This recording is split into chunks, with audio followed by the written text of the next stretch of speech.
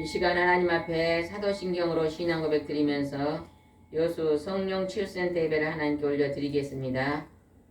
전능하사 천지를 만드신 하나님 아버지를 내가 믿사오며 그 외아들 우리 주 예수 그리스도를 믿사오니 이는 성령으로 잉태하사 동정녀 마리아에게 나시고 본디오 빌라도에게 고난을 받으사 십자가에 못 박혀 죽으시고 장사한 지 사흘 만에 죽은 자 가운데서 다시 살아나시며 하늘에 오르사 전능하신 하나님 우편에 앉아 계시다가 저리로서 산 자와 죽은 자를 심판하러 오시리라. 성령을 믿사오며 거룩한 공예와 성도가 서로 교통하는 것과 죄를 사하여 주시는 것과 몸이 다시 사는 것과 영원히 사는 것을 믿사옵나이다. 아멘.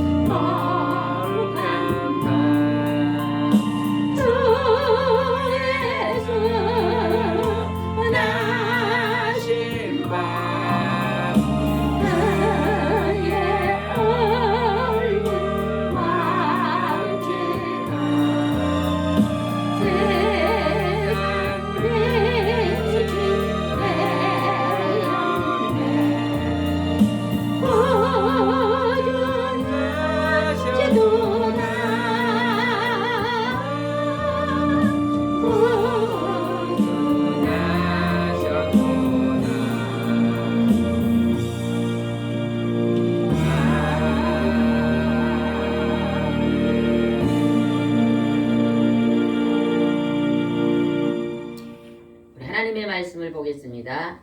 하나님의 말씀은 빌립보서 4장입니다. 저희 여수 성령치유센터에서는 현대인의 성경으로 예배를 드리고 있습니다. 빌립보서 4장 11절입니다. 빌립보서 4장 11절 찾으셨어요? 네. 11절 말씀을 같이 읽겠습니다. 시작. 내가 가난하기 때문에 이런 말을 하는 것이 아닙니다.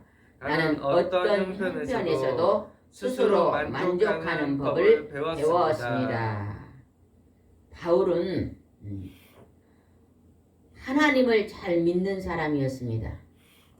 그러나 하나님의 아들 예수님을 잘 모르는 사람이었어요. 그래서 하나님의 아들 예수님을 믿는 사람들을 핍박하고 그들을 잡아서 감옥에 가두는 일을 했던 사람입니다. 그러나 어느 날 다메섹에 말을 타고 가다가 하늘에서 빛이 자기에게 비칩니다. 그러면서 하늘에서 음성이 들립니다. 사울아 사울아 왜 내가 나를 핍박하느냐는 음성을 들립니다. 바울의 예전의 이름이 사울이었습니다. 그리고 예수님을 만나서 바울이란 이름으로 이름을 새로 바꿨습니다. 사울아 사울아 내가 왜 나를 핍박하느냐. 누구이십니까? 누굽니까? 누구십니까? 물을 때에 내가 핍박하는 예수다고 하늘에서 음성이 들립니다. 그리고 살아계신 부활하신 예수님을 바울은 만났습니다. 그래서 바울은 그때부터 성령의 불을 받고 하나님의 예수님을 직접 만나고 성령의 세례를 받고 이제는 예수님이 하나님의 아들이라고 증거하러 다니는 복음을 전하는 사람이 되었습니다. 오늘 바울이 빌립보 감옥에서 오늘 이 말씀은 바울이 예수님이 하나님의 아들이라고 전하고 다닐 때에 핍박하는 자들이 바울을 옥에 가둡니다. 그럴 때 그 옥에서 편지를 통해서 기록하신 말씀이에요. 성령의 감화 감동으로 하나님의 영적인 지시를 받아 써놓은 글이 내가 가난하기 때문에 이런 말을 하는 것이 아닙니다. 나는 어떤 형편에도 스스로 만족하는 법을 배웠습니다. 오늘 우리가 이 세상에 살아갈 때 이 말씀을 가지고 산다면 모두 다 행복한 사람이 될 줄 믿습니다. 우리는요, 우리가 가지고 있는 것을 만족하고 살아야 됩니다. 첫 번째는 뭔지 아세요? 부모님이 하나님을 통해서 하나님께서 부모님에게 우리 이 땅에 탄생하게 했습니다. 그런데 우리는 거울을 보고 우리 외모를 보고 만족하고 사는 사람이 많을까요? 불만족하고 사는 사람이 많을까요? 아니, 대답 좀 해봐요. 거울을 보고요? 예? 거울을 보고 자기 자신을 보고 만족하고 나는 이 정도면 참 됐어 하고 만족한 사람이 많을 것 같습니까? 아니면 아유 나는 왜 이렇게 키도 작고 이렇게 못생기고 자기 외모를 보고 불만족한 사람이 많을까요? 불만족한 사람 많습니다. 아마 불만족한 사람이 많을 것 같습니다. 저도 예전에는 키가 좀 작잖아요. 그래서 결혼하기 전에는 키가 큰 친구들이 참 저 친구는 키도 크고 좋겠다 부러워했었거든요. 그래서 작은 키를 만족하지 못했어요. 근데 하나님을 만나고 예수님을 만나고 말씀을 만나고 나니까요. 작은 키가 감사한 거예요. 이제는 키가 문제가 되지 않습니다. 크고 작은 게 문제가 안 되더라고요. 그냥 하나님께서 내 모습 있는 그대로를 만족하게 되더라고요. 우리 겉사람이 중요한 게 아니라 하나님 말씀에서는 우리 속사람이 중요하다. 내 마음에 이제 그 마음가짐이 중요하다는 것을 하나님 가르쳐 주셨잖아요. 불평 불만하는 것보다 만족하고 사는 것을 이제 하나님은 원하시기 때문에 우리가 오늘 바울이 스스로 만족하는 법을 배웠다고 기록한 것처럼 우리는 나 자신을 만족하고 살아야 될 줄 믿습니다. 때로는 우리가 부모가 가난해서 초등학교만 나온 사람도 있잖아요. 그죠? 또는 얼굴이 그냥 못생긴 사람도 있습니다. 또 때로는 사고를 당해서 그냥 불에 되어가지고 장애를 입는 경우도 있잖아요. 우리는 어떠한 형편, 어떠한 모양으로 내가 지금까지 살아왔더니 지금 있는 이 모습 그대로를 만족하는 법을 배우라고 하나님 우리에게 말씀하십니다. 그러면 여러분은 지금 만족하고 계십니까? 자족합니다. 현대인의 성경에는 스스로 만족하는 법을 배웠다 기록되는데 우리 개정판에서 뭐라고 하죠? 자족하는 법을 배웠다. 이렇게 기록되어 있죠. 같은 말입니다. 자족이나 만족이나 조금 쉽게 풀이해서 만족하는 법을 배웠습니다. 스스로. 오늘 감옥에서 바울은 이제 옥에 갇혔어요. 옥에 갇혀있는 바울이 오늘 있잖아요. 나는 옥에 갇힌 것도 감사합니다 하면서 나는 이곳에서 부족함이 없습니다 하면서 이제 감사하는 고 만족하는 법을 이제 말하고 있습니다. 기뻐합니다. 기뻐하며 바울이 감옥에서 했던 것이 뭐죠? 찬송하며 기뻐했다 그랬어요. 감사의 찬송을 올려드리며 기뻐했다고 성경에 기록되어 있거든요. 감옥이면요 춥고 배고프고 지저분하고 햇빛도 안 들어오고 냄새도 나고 어둡고 우리 사람이 사는 환경 중에서 가장 안 좋은 것이 감옥입니다. 근데 그 감옥 속에서 하나님이 함께 계심과 그 예수 그리스도가 바울 안에 함께 계심을 감사하고 기뻐하고 찬양했더니 그 환경이 만족스러웠다고 지금 기록하고 있습니다. 우리도 오늘 내가 살아가는 오늘 이 땅에서 내가 우리 부모님에게서 태어난 걸 만족하시고 내가 오늘 이 지역에 살고 있는 것도 만족하시고 오늘 작지만 내 집을 주신 것도 감사하고 집이 없는 사람이 원룸에 살고 계시면 원룸에 주신 것도 감사하고 오늘 내가 가난하여 월세에 살고 있으면 월세에 살고 있는 것도 감사하면 우리가 자꾸 감사하면요 감사할 일이 자꾸 생깁니다. 아멘. 한 가지에 감사하면 두 가지 좋은 일이 생기고 두 가지를 감사하면요 네 가지가 감사할 일이 생깁니다. 네 가지를 감사하면요 8가지 감사한 일이 생깁니다. 한번 해보시기 바랍니다. 네. 우리는 늘 스스로 만족하는 법을 배우며 살아야 되지만 그것이 최고의 행복입니다. 행복하게 사는 건 다른 거 없습니다. 우리는 내가 가지고 있는 물건으로 인해서 내가 가지고 있는 내 옆에 있는 그 모든 것으로 인해서 행복하면 안 됩니다. 우리는 내 안에 계신 내 마음속에 계신 하나님으로 인해서 내 마음속에 있는 스스로 자족하는 마음을 통해서 우리는 행복을 찾아야 됩니다. 아멘? 아무리 못생겨도 거울 보고 이 정도면 됐지 하고 웃으면요 마음이 기쁩니다. 아무리 잘생겨도 거울을 보고 정말로 나는 불행하다고 생각하면 불행한 것입니다. 우리는 그것을 알아야 될 줄 믿습니다. 12절 한번 읽어보겠습니다. 12절 시작. 나는 가난하게 사는 법도 알고 부유하게 사는 법도 압니다. 배가 부른 것, 고픈 것, 부유하게 살 건, 가난하게 살 건, 그 어떤 경우에도 스스로 만족하게 생각하는 비결을 배웠습니다.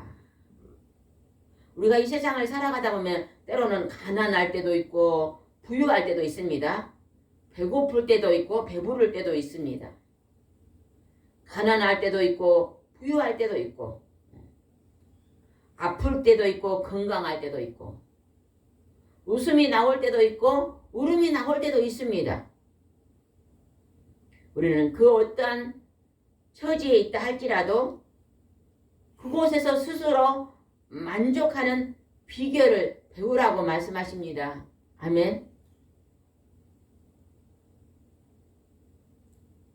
우리가 막 인류대학만 나와서 감사한 게 아닙니다. 우리가 그냥 지방대학을 나왔어도 감사할 수 있습니다. 우리가 그냥 대학을 안 나와도 감사할 수 있습니다. 제가 며칠 전에 어떤 분을 보니까요. 그분은요. 공부를 학교 다닐 때 1, 2, 3등 했습니다. 전교에서 1, 2, 3등을 했더라고요. 집이 너무 가난한 거예요.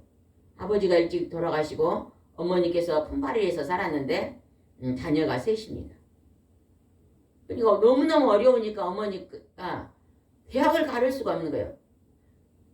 그 학생이 생각할 때 내가 공부를 1, 2, 3등 정도 하니까 대학을 갈 수 있는 충분한 조건이 되는데 내가 대학을 가면 우리 엄마가 너무너무 고생을 할 것 같으니까 대학을 포기했습니다. 그리고 나는 공무원 시험을 봐서 공무원이 돼야 되겠다 생각하고 열심히 공부해서 그냥 처음에 그냥 한 번에 그냥 공무원이 합격했다. 그리고는 공무원을 하면서요. 이제 직장에 다니고 월급을 받으니까요. 제일 먼저 엄마에게 시골 어머니에게 카드를 하나 만들어주면서 어머니 필요한 거 다 사십시오. 그랬다는 거예요. 근데 어머니가 그냥 집에 가면요. 먹을 것도 많고 사고 싶은 것을 많이 사서 조그만 쿠퍼처럼 해놓고 사시더라고요. 그 아들은요. 참 자족하는 법을 배운 것 같아요. 그리고 그냥 우리 엄마가 나를 대학을 안 가서 불평하지 않고 이것도 너무너무 감사합니다. 어머니. 저를 그냥 그 고생한 가운데서 고등학교까지 가르쳐준 걸 너무 감사합니다. 이렇게 만족하는 모습을 봤습니다. 우리가 높은 자리에 올라간다고 행복한 게 아닙니다. 지나친 욕심은요. 우리에게요. 참 행복을 주지 못합니다. 지나친 행복입니다. 지나친 욕심입니다. 우리는 지나친 욕심을 버리고 오늘 내게 주어진 오늘 하루 속에서 작은 일에 감사하고 작은 것에도 우리가 충성하고 만족해하면서 행복하게 살아야 될 줄 믿습니다. 13절 읽어보겠습니다. 시작.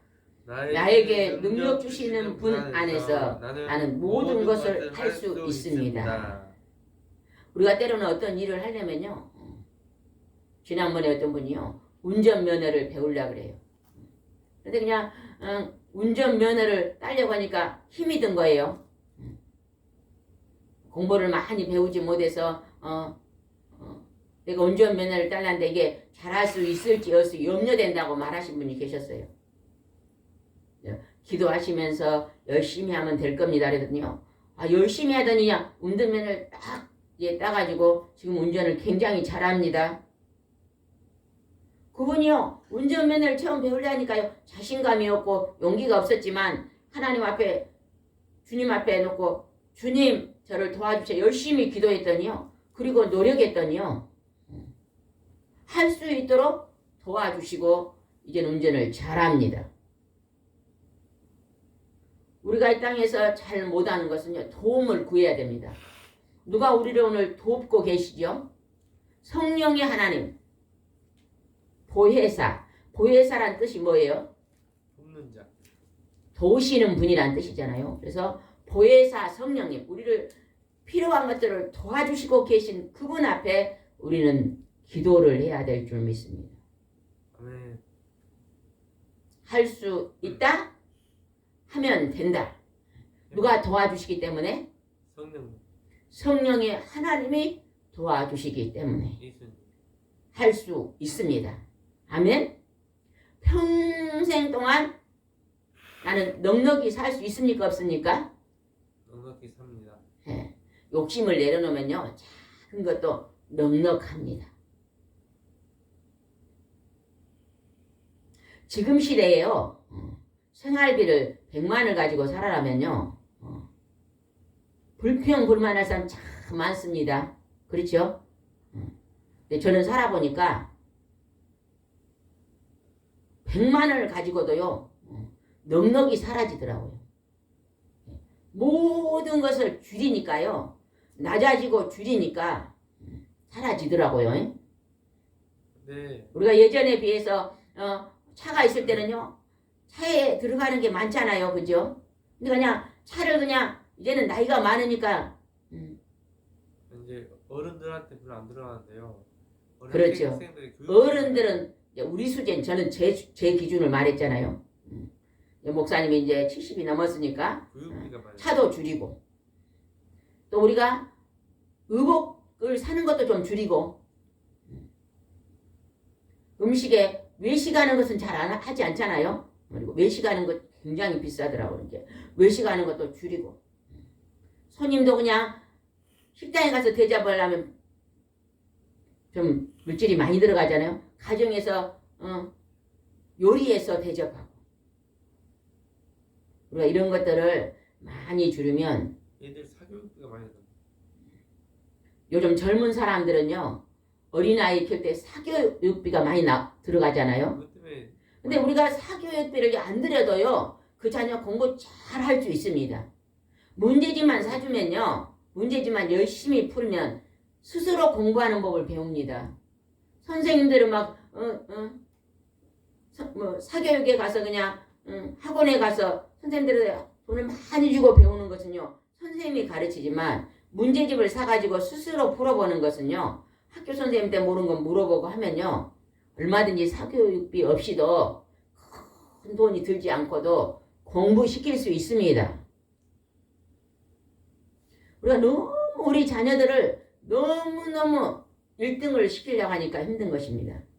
여러분 자녀들에게요 매일매일 성경을 읽고 성경을 가르치면요 하나님을 알게 되면요 하나님의 지혜가 그들에게 열리면요 형통의 복이 열립니다. 자녀들을 하나님의 말씀으로 기르는 자는요 잘되고 잘되는 복이 임할 줄 믿습니다. 아멘. 아멘. 아멘. 세계에서 제일 잘 사는 민족은 이스라엘 민족이잖아요. 그 민족은 그 자녀들에게 뭘 가르쳐요? 구약. 구약의 하나님의 말씀을 가르칩니다. 열심히 아버지는요 날마다 자녀들에게 매일매일 하나님 말씀을 가르칩니다. 가르치고 암송하게 합니다. 그리고 하나님 말씀으로 서로 대화합니다. 물어보고 대답하고 물어보고 대답하고 그 자녀들에게 하나님을 잘 가르쳐 놓으면요 이제 어느 정도 성장되면 부모가 안 가르쳐도 스스로 하나님과 만납니다. 하나님을 부모는요 이제 어릴 때 한 7살 안에는 부모가 잘 이렇게 지도할 수 있어요. 5살 안까지만 부모가 하나님을 잘 소개해 놓으면요 그 다음부터는 스스로 하나님과 만나 살 수 있습니다. 근데 우리는요 하나님은 가르치지 않습니다. 그리고 세상 지식을 가르치고 요즘은 그런다잖아요. 유치원 학생이요 핸드폰 사달라 그런다죠. 핸드폰을요 여러분 핸드폰이 유치원생에게는 너무너무 위험합니다. 왜 그럴까요? 스마트폰. 왜 위험할까요? 7살짜리 어린아이는요 분별력이 부족합니다. 근데 그 스마트폰 안에는요 좋은 것만 있는 게 아니라 나쁜 것이 더 많습니다. 그래서 좋은 것을 막 골라보면 좋겠지만 부모님이 계신 곳에서는 좋은 걸 골라보지만 부모님이 안 계신 곳에서는 안 좋은 것을 볼 수 있는 확률이요 90%입니다. 우리 참 이 문제를요 걱정스럽게 생각을 해야 됩니다. 돈이 있으니까 다른 아이들 하나님 믿지 않은 애 다 핸드폰 가지고 있으니까 우리 아들도 핸드폰을 줘야 된다. 자녀들이 또 부모님의 자들을 감독하기에 핸드폰을 주는데요. 하나님의 법을 잘 가르쳐야 됩니다. 그렇지 않으면요. 그 자녀들은요. 하나님의 말씀을 순종하는 자녀로 자라나지 못합니다. 그래서 나중에요. 나이가 들고 사춘기가 오면 어째요? 부모님의 가슴에 힘들게 하는 부모님의 마음을 아프게 하는 자녀로 자랄 수밖에 없는 것입니다. 좋은 옷 입히고 좋은 것 먹이고 일로만 막 먹이고 내 자녀 금이야 오기야 길러놓으면요. 그 자녀가 어떻게 되겠습니까? 우리는요 자녀를 기를 때에 섬기는 법을 가르쳐야 되고 낮아지는 법을 가르쳐야 되고 부족한 것을 가르쳐줘야 됩니다. 내 힘으로 다 되지 않는다는 것도 가르쳐야 됩니다. 돈을 달라면요 있는 대로 전부 다 돈을 주면 안 돼요. 돈을 이제 구하는 게 힘들다는 법도 가르쳐야 돼요. 그래서 심부름하면 용돈을 주고 또 숙제하면 또 용돈을 주고 뭔가 자기 일을 성실히 했을 때 조금씩 용돈을 주어서 그 용돈을 가지고 생활할 수 있는 법을요 초등학교 때부터 가르쳐야 됩니다. 100원씩. 저는 있잖아요. 하나님이 새 쌍둥이를 줬는데 그때는 우리 목사님을 신학교를 보내놓고 새 쌍둥이를 그냥 제가 서점을 조그마한 걸 손바닥만 걸 하나 해가지고 목사님을 신학교를 보냈는데 방이 떨어져 있어요. 이제 3살 4살 먹을 때요 엄마가 붙어 있어야 되는데 붙어 있을 수가 없어요. 서점이 떨어져 있으니까 방하고 이리 떨어져 있으니까. 그래서 막 왔다 갔다 하면서 수점을 하고 이제 초등학교를 들어가는데요. 그 애들을 돌볼 수가 없어요. 그래서 제가 어떻게 할까 어느 날 있잖아요.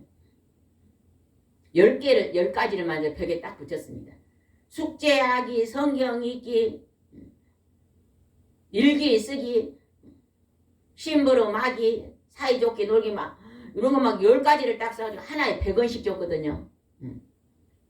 이거 저녁 때 9시나 되면 이제 자야 되잖아요. 이게 돈 벌자 그러면 와서 막 800원 100원씩이면 얼마예요? 800원 주세요. 1000원 주세요. 막. 그래가지고 그 다음날 학교 가면요. 절대 학교 가는 때 돈 안 줍니다. 그 돈으로 가야 됩니다. 열심히 노력을 해서 돈을 모아서 학용품 사가고 학교에 필요한 걸 썼어요.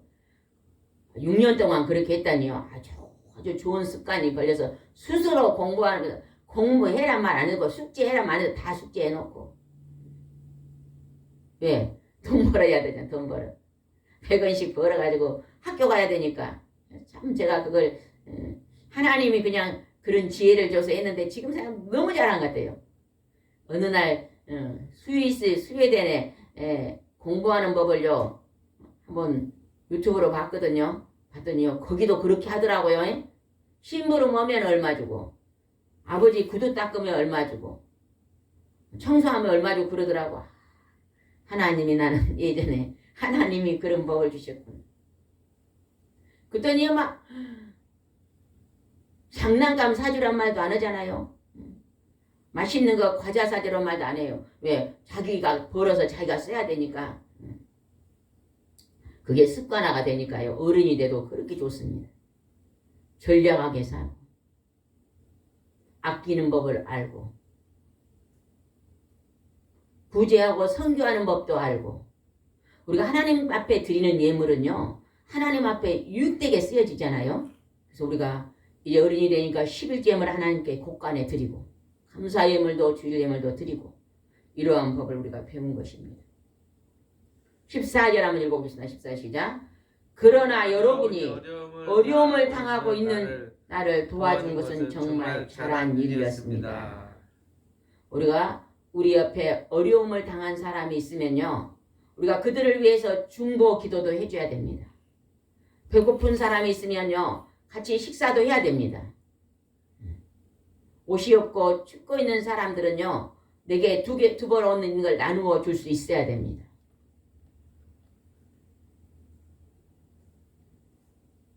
어려움을 당한 자들을 도와주는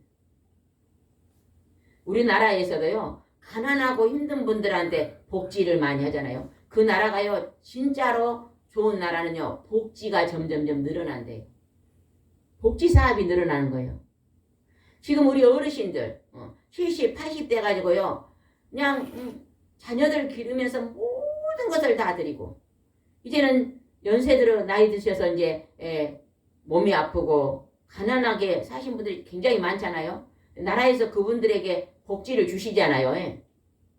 그거 복지 잘한 것입니다. 왜? 그분들이 자녀를 길러서 그분들이 지금 나라와 민족의 기둥이 돼 있잖아요.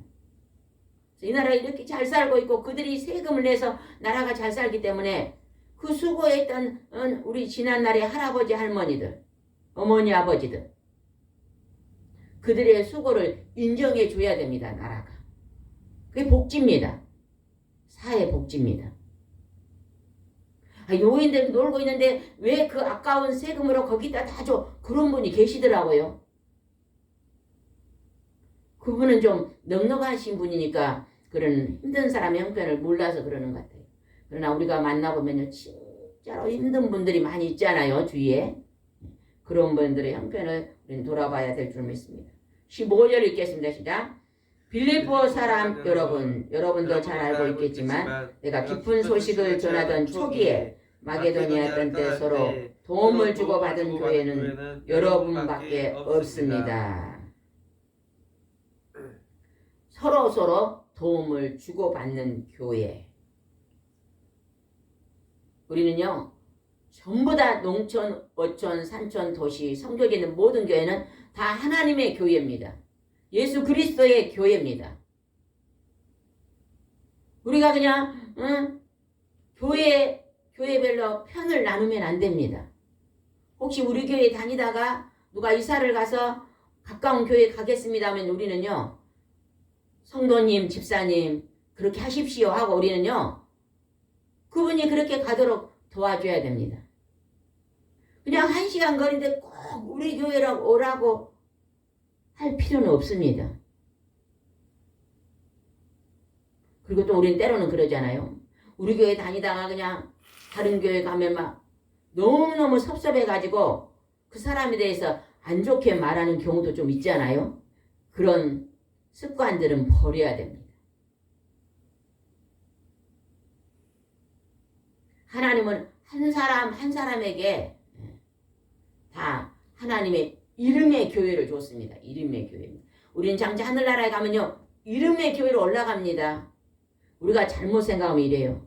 우리 교회가 세계에서 가장 큰 교회니까 나는 천국에 가면 가장 높은 자리에 있을 거야 하고 착각하는 경우가 있습니다. 아닙니다. 그거 막 10,000명이 모인다고 내가 만점짜리 교인이 아니다는 것입니다.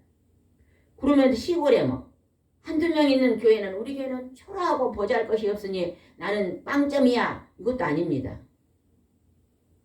때로는요. 큰 교회에서 100점짜리 교인도 있고 때로는요. 두세 사람 모인 곳에서도 100점짜리 교인 100점짜리는 안 되죠. 90점 정도 되는 교인도 있을 것입니다. 그러나 그 무리가 크다고 100점이 될 수는 없습니다. 우리는 우리 한 사람 한 사람이 어떻게 하나님을 잘 섬기고 내 이웃을 내 몸처럼 섬기는 것에 따라서 그 이름의 교회가 더 상급이 클 줄 믿습니다. 어떤 사람이 가장 하나님을 많이 칭찬을 받을까요? 하나님과 예수 그리스도를 가장 많이 닮은 사람. 그 사람 하나님 말씀을 작은 것에부터 작은 일에 충성하는 사람입니다. 하나님이 24시간을 우리에게 주거든요. 이 시간 속에서 시간을 잘 관리하고 시간 하나님과 1대1로 잘 관리하며 하나님께 영광을 돌리며 내가 어떻게 하면 많은 영혼을 위해서 중보기도 하고 내 주위에 힘들고 어려운 사람이 누가 있는가를 보고 그들을 돌아보고 전도하고 섬기는 일로 나가야 될 줄 믿습니다. 16절을 읽어보겠습니다. 시작. 그리고 내가 데살로니가에 있을 때에도 여러분은 한두 차례 나에게 필요한 것을 보내주었습니다. 우리가 구제하고 선교하는 일을 많이 해야 됩니다. 우리가 기독교 방송이 있잖아요. 기독교 방송이 한 5개 된가요? 우리가 할 수만 있다면 기독교 방송에요. 선교 헌금을 드려야 됩니다. 기독교 방송을 통해서 전 세계로 복음이 전파되고 있잖아요. 특히 북한이나 중국이나 필리핀이나 아프리카나 이런 데로 기독교 방송이 많이 선교 방송을 보냅니다. 우리가 직접 나가 선교하지 않아도 내가 그냥 짜장면 한 그릇만 안 먹으면 그것을 선교비로 매달 보낼 수 있습니다. 요즘 짜장면이 상당히 비싸더라고요. 제가 어제 며칠 전에 어떤 분이 도움을 줘서 아이고 제가 식사 대접 아끼고 가서 중국집에 갔더니요 7,000원, 8,000원 하대요. 뭐 1년, 2년 전에 3,500원, 4,000원 이런 거 물가가 많이 올랐더라고요. 우리가 조금만 전략하면 선교비를 보낼 수가 있습니다. 우리는 요즘 막 너무 많이 먹어서 살이 많이 찌잖아요. 그래서 그냥 살을 빼기 위해서 운동하신 분이 상당히 많더라고요. 우리가 하루에 2끼만 먹고 한 끼 금식해서 모아서 선교비를 보낼 수 있습니다. 내가 조금 줄이면, 내가 조금 전략하면 선교비도 보낼 수 있습니다. 그래서 우리가 하나님의 복음을 위해서 유익한데 하나님의 복음 물질을 보낼 수가 있는 것입니다. 17절입니다. 시작. 내가 선물을 바라는 것이 아니라 오히려 여러분에게 유익이 돌아가기를 바라는 것입니다. 18절. 나는 여러분에게 모든 것을 받아 넉넉합니다. 여러분이 에바브로 보낸 것을 받아서 풍족하게 살고 있습니다.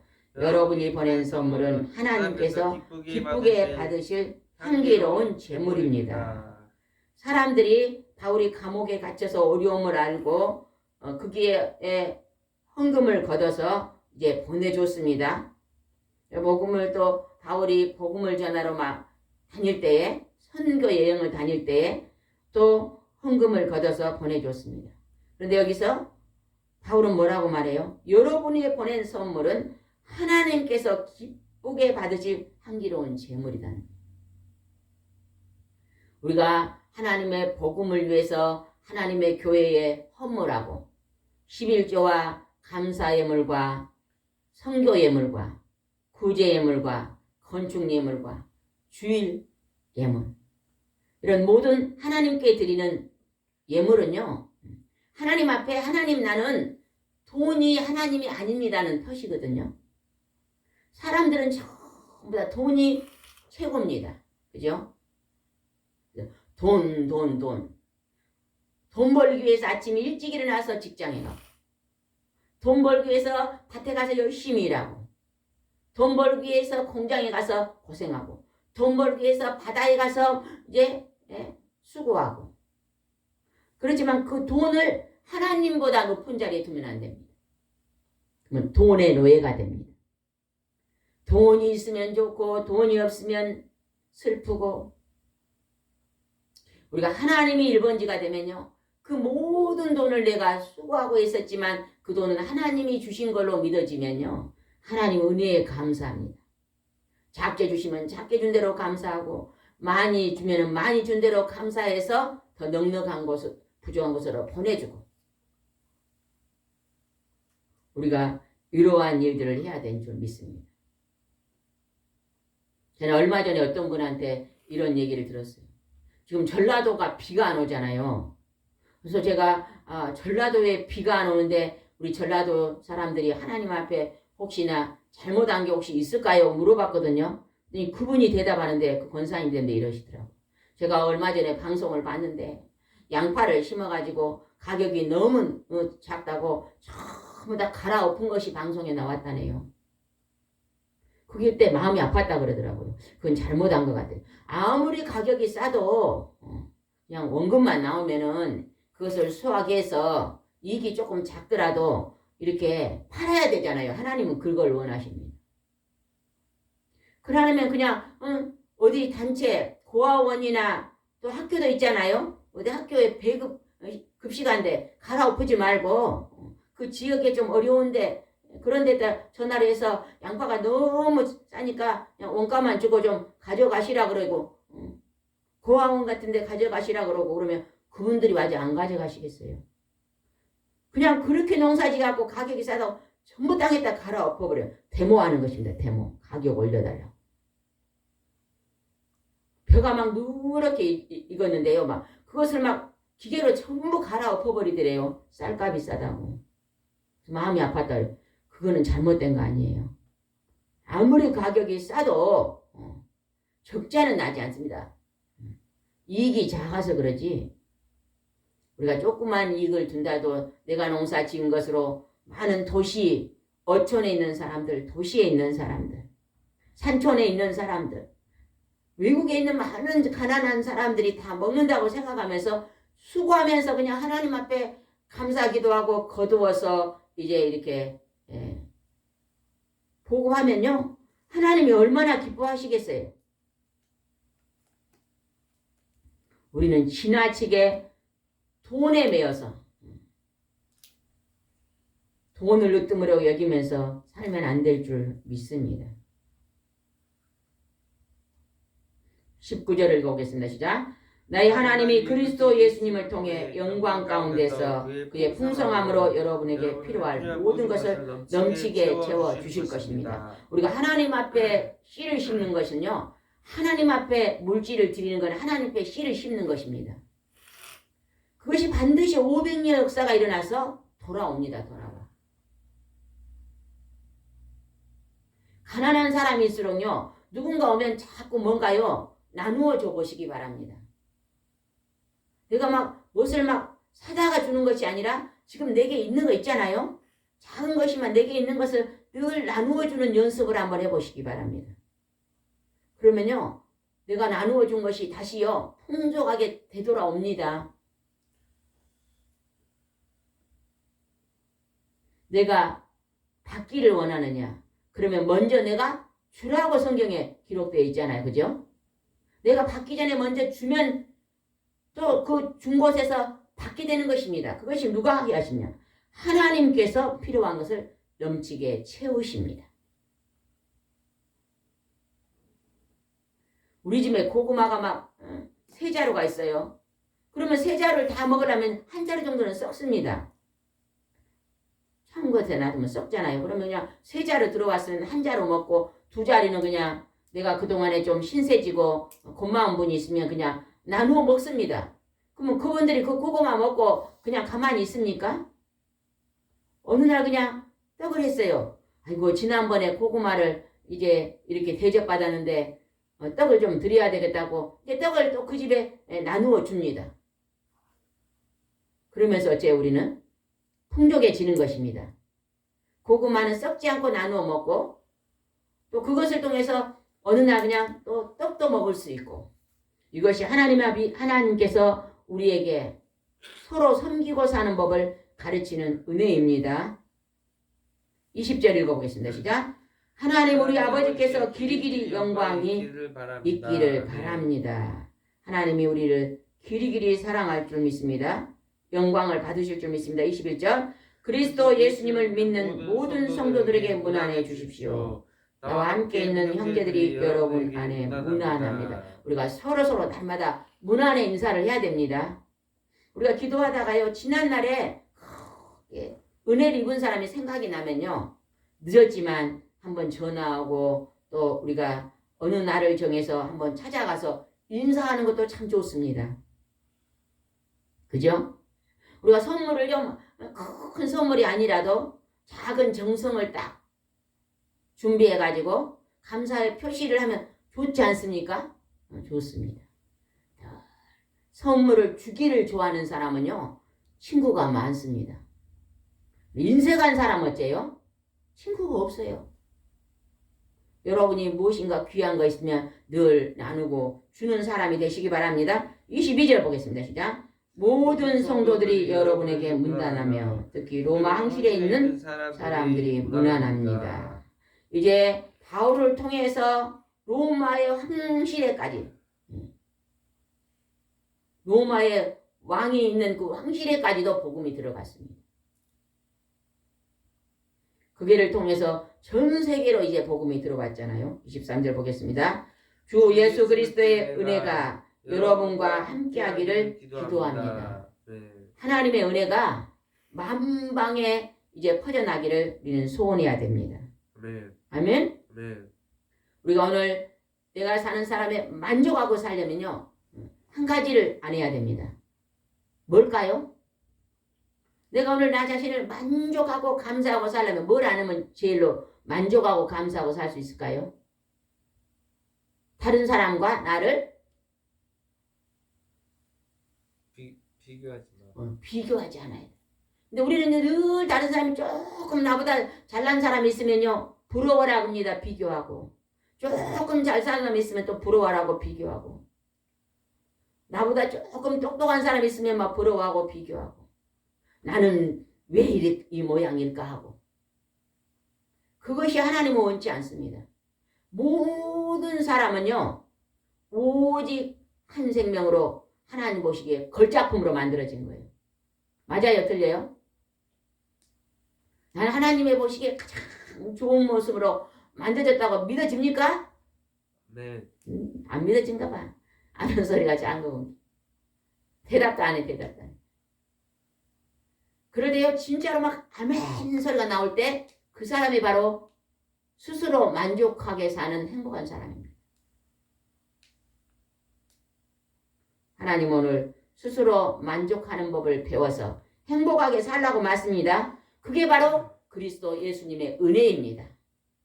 오늘 우리가 은혜로 살고 있는 것을 감사하면서 행복하게 삽시다. 아멘. 기도하겠습니다. 좋으신 하나님 아버지, 오늘 바울은 스스로 만족하게 사는 법을 배웠다고 하나님께 말씀하고 계십니다. 우리도 이 땅에 살면서 다른 사람과 나를 비교하지 말고 작은 일에도 감사하고 하나님 만족하며 살 수 있도록 인도해 주시옵소서. 그리할 때 하나님 아버지, 우리가 행복한 삶을 살 수 있습니다. 오늘 하루도 하나님 아버지, 내게 주어진 내 가정, 내게 주어진 내 모습 이대로, 내게 주신 이 아버지 직장 그대로, 내게 주신 달란트 그대로 하나님 우리는 만족하면서 감사하고 살 수 있도록 인도해 주시옵소서. 그리하여서 오늘도 기뻐하며 감사하고 찬양하며 하나님을 경배하고 살면서 하나님의 기쁨이 되기를 원하고 소원합니다. 주님 오늘도 동행하심을 감사하고 예수님의 이름으로 기도드리옵나이다. 아멘.